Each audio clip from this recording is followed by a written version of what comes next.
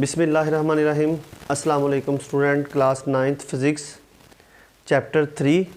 आज इसके MCQs और एक्सरसाइज करेंगे। पहले MCQs देखते हैं स्टूडेंट। MCQ नंबर 1 है हमारे पास।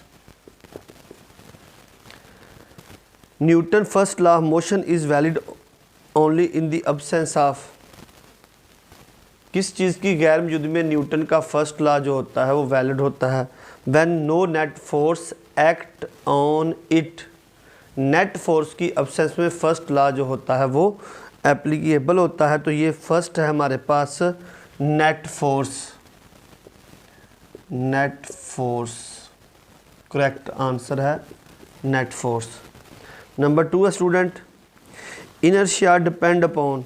इनर्शिया का किस पे होता है स्टूडेंट? इनर्शिया हमेशा मैस पे ही डिपेंड करता है। अब body jump out of moving bus. अब boy jump out of moving, एक चलती हुई गाड़ी से कोई स्टूडेंट छलांग लगाता है। There is dangers for him to falls toward the moving bus, away from the bus, in the direction of moving bus, opposite to the direction of. अब स्टूडेंट जिस सिमत में वो मूव कर रहा है तो इनर्शिया की वजह से वो उसी सिमत में जो होगा वो आगे मूव करेगा। इन the direction of motion, in the direction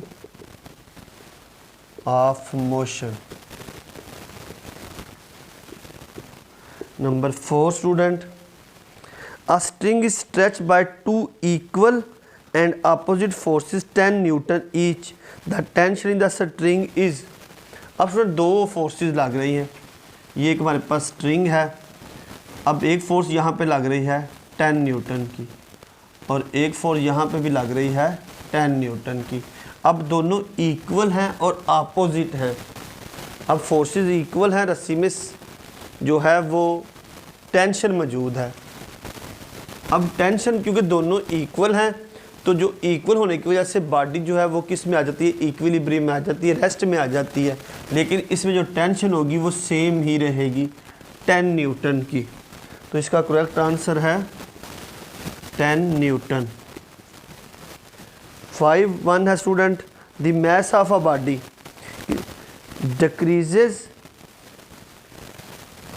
when acceleration increases, when acceleration decreases, when moving with high speed. None of these mass can never be changed. mass student कभी भी चेंज नहीं होता, चाहे जहाँ पे मर्जी ले जाए, जितनी मर्जी वेलोसिटी हो, तो mass never be changed. None of above, इनमें से कोई भी स्टूडेंट इसका करेक्ट आंसर नहीं है। 6, two body of mass m1 and m2 attached to the end of an inextensible string pass over a frictionless pulley such that both moving vertical. The acceleration is। तो acceleration का formula student मैंने पढ़ाया भी था आपको। तो इसका acceleration होता है, इसका formula m1 minus m2 over m1 plus m2 multiply g। तो ये है इसके acceleration का फार्मूला, ऑप्शन बी। 7 स्टूडेंट, 7 है, which of the following is the unit of momentum. तो मोमेंटम न्यूटन पर सेकंड।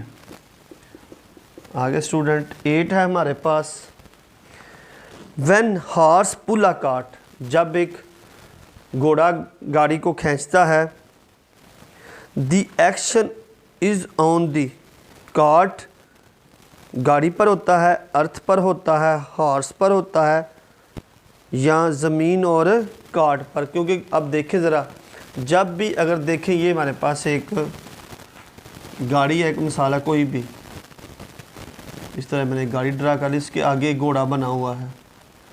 अब स्टूडेंट जो घोड़े के पाँव होते हैं वो भी ज़मीन पर होते हैं और ये गाड़ी के टायर जो होते हैं ये भी ज़मीन पर कम। जैसे ही घोड़ा फोर्स लगाता है ज़मीन पर तो टायर भी जो होते हैं वो भी ज़मीन पर ही जो होती है फोर्स। अब घोड़ा ज़मीन के साथ इस गाड़ी के ऊपर भी फोर्स लगा रहा होता है, तो एक्शन जो होता है वो earth and cart, earth and cart दोनों पे ऊपर होता है, ज़मीन पर भी और गाड़ी पर भी। 9 है student, which is the following material lowest friction when push between metal plates, water, fine marble powder, air. तो कोई भी चीज़ फ्रिक्शन को जो कम करती है वो होता है ऑयल। तो यहाँ पे जो बेस्ट ऑप्शन है वो है ऑयल स्टूडेंट। ये था स्टूडेंट हमारे पास इसके MCQs चैप्टर 3। आगे इसके कुछ शॉर्ट क्वेश्चन है, उसको डिस्कस कर लेते हैं। तकरीबन वही चीज़ें हैं इसमें जो हमने पीछे डिस्कस की हुई है स्टूडेंट। फिर भी देख ले तो कोई ऐसा क्वेश्चन जो हमारे लिए अननोन होगा। डिफाइन द फॉलोइंग टर्म, तारीफ़ करें। Inertia, momentum, force, force of friction. Student ये सारी चीज़ें जो है ये हमने बड़ी डिटेल से पीछे डिस्कस की हुई हैं, कुछ भी ऐसा नहीं है कोई नया चीज़। What is the difference between mass and weight पढ़ा हुआ है हम लोगों ने। एक्शन एंड रिएक्शन, ठीक है, एक्शन और रिएक्शन जो हमने पढ़े हुए हैं, ये हमारे पास न्यूटन थर्ड लॉ में भी एक्शन और रिएक्शन ही होते हैं। Every action there is always but equal but opposite reaction होता है। Sliding and ruling friction student ये हम बड़ी डिटेल से पढ़ चुके हैं। What is the law of inertia, law of inertia, first Newton के लॉ को हम लॉ ऑफ इनर्शिया भी कहते हैं।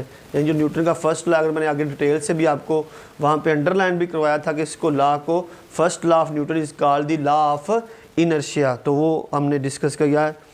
What is the dangerous to travel on the roof of the bus, कि बस की रूफ के ऊपर सफ़र करना क्यों डेंजरस होता है स्टूडेंट। तो ये इसलिए डेंजरस होता है कि जब हम बस की सफ़र पे जाते हैं तो बस जो रास्ते में खाई वगैरह या कुछ ऐसा आ जाता है तो वो मूवमेंट में रहती है, आपको किसी भी जगह पे ऐसा झटका लगता है, जंप ऐसा लगता है तो आप गिर सकते हैं। इसलिए बस की सफ़र पर छत पे सफ़र करना जो तो हमारे डेंजरस होता है। ड्यू टू सम जो आपकी ट्रांसमिशन लाइंस होती हैं, कोई दरख्त वगैरह रोड पे होते हैं तो किसी से भी चीज़ से आप टकरा सकते हैं, तो वो आपके लिए सेफ़ नहीं होता।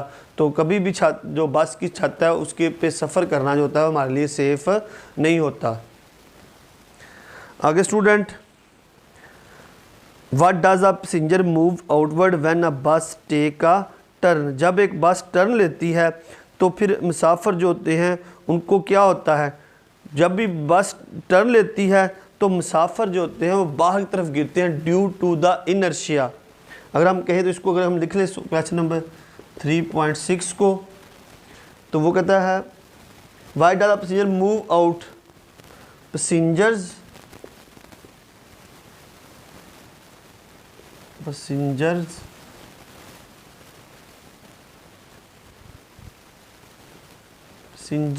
Move outward due to the inertia. Inertia की वजह से हमेशा जो होते हैं वो जो मुसाफिर होते हैं वो बाहर की तरफ ही गिरते हैं।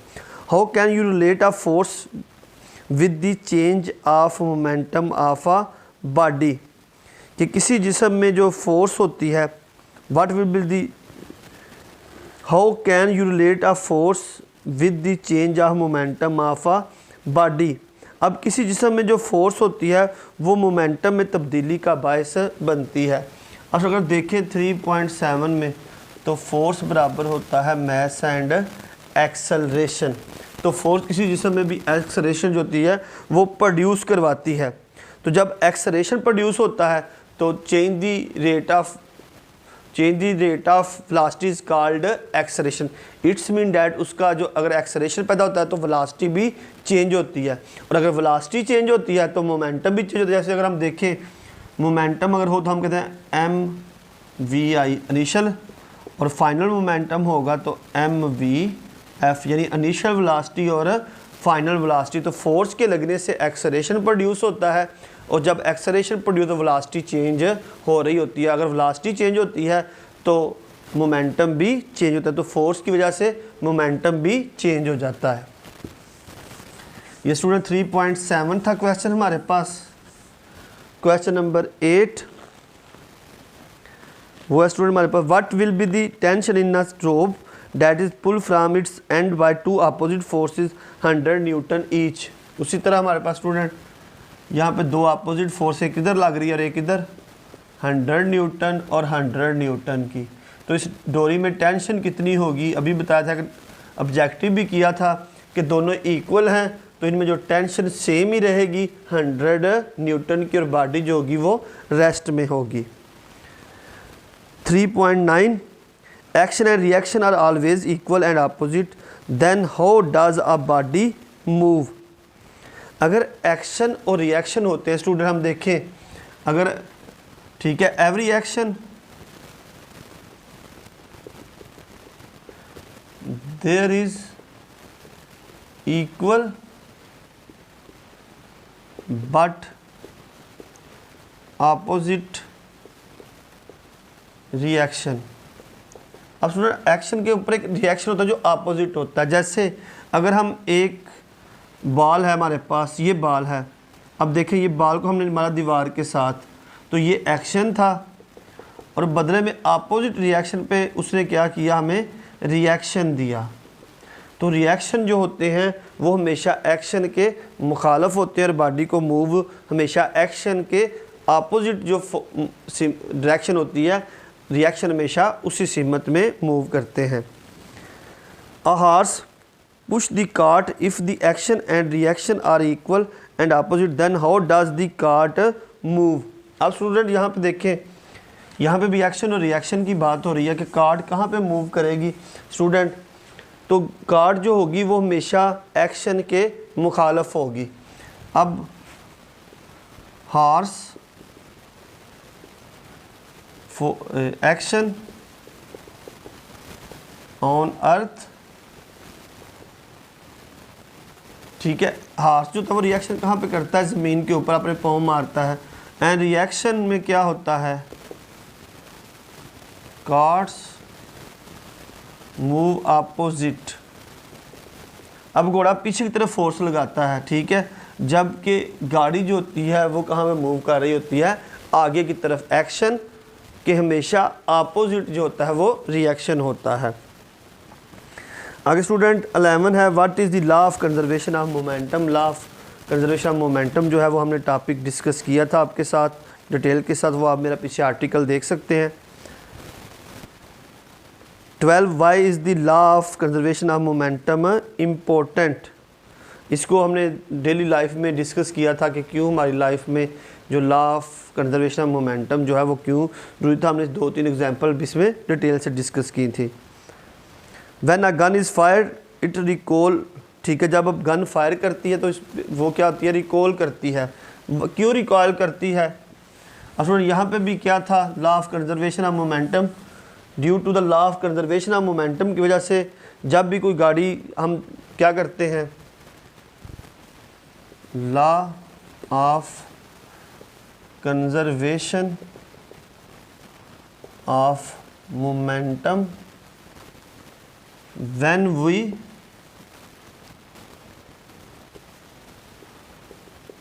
fire a gun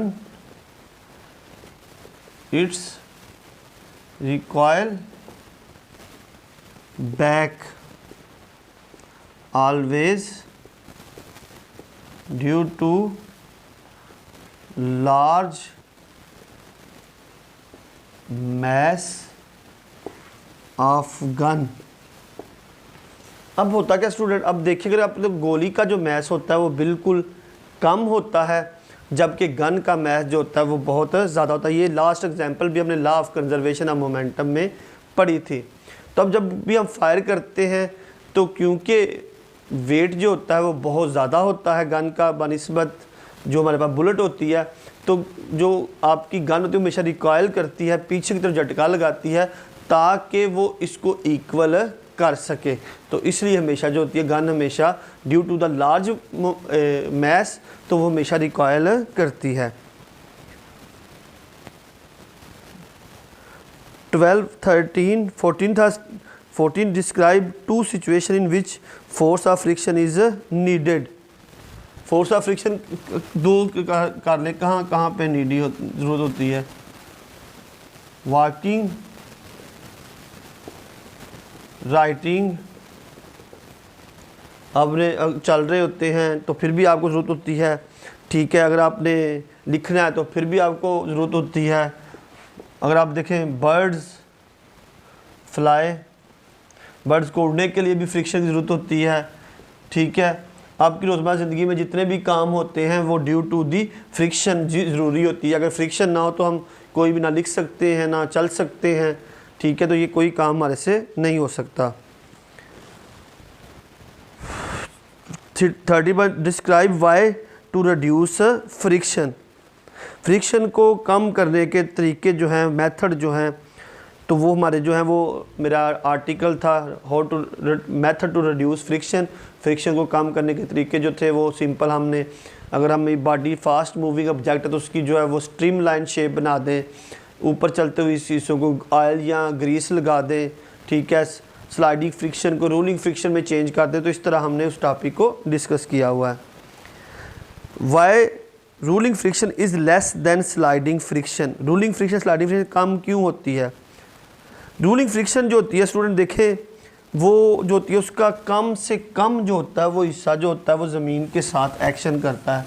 जबकि स्लाइडिंग में क्या होता है, बॉडी जो होती है वो बहुत ज़्यादा ज़मीन, अगर देखें हम, ये एक टायर है, अगर ये रूल कर रहा है तो इसका सिर्फ ये जो हिस्सा है ना, अगर हम देखें इतना सा पार्ट, ये पार्ट्स यही सिर्फ ज़मीन के साथ क्या कर रहा है, कॉन्टैक्ट बना रहा है। इसका सिर्फ ये कॉन्टैक्ट है। तो यहाँ पे सिर्फ इस हिस्से पे जो होती है वो फ्रिक्शन जो होती है वो अप्लाई होती है। बनिस्बत अगर हम देखें, अगर ये मेरे पास ये एक ब्लॉक है फॉर एग्ज़ाम्पल, तो ये स्लाइड कर रहा है, तो ये सारा जो पार्ट है ना, ये इसके ऊपर जो होगी वो फोर्स ऑफ फ्रिक्शन अप्लाई हो रही होती है। तो इसका मतलब है यहाँ पे जो फ्रिक्शन की फोर्स है, क्योंकि इसका पॉइंट ऑफ कॉन्टैक्ट बहुत कम होता है फ्रिक्शन के साथ, जबकि स्लाइडिंग में पॉइंट ऑफ कॉन्टैक्ट बहुत ज़्यादा होता है, जिसकी वजह से ruling friction is less then the sliding friction. 30.18 what do you know about the following? Tension in a string, tension की तरफ लिमिटिंग फोर्स ऑफ फ्रिक्शन, ये भी फ्रिक्शन के टॉपिक में हमने पढ़ा हुआ है। Braking force, skidding of vehicle और सीट बेल्ट, ये सारी चीज़ें जो है स्टूडेंट हमने बड़ी डिटेल के साथ जो हैं वो हमने पढ़ ली हुई हैं। आगे स्टूडेंट 19 है हमारे पास, what banking of road, cream separator, ये सारे टॉपिक हमने डिस्कस किए। What would happen if all friction suddenly disappear. Student ये अगर वो कहता है अचानक से सारी फ्रिक्शन ज़मीन के दुनिया पे से गायब हो जाए तो फिर क्या होगा? तो moving objects can not be stop.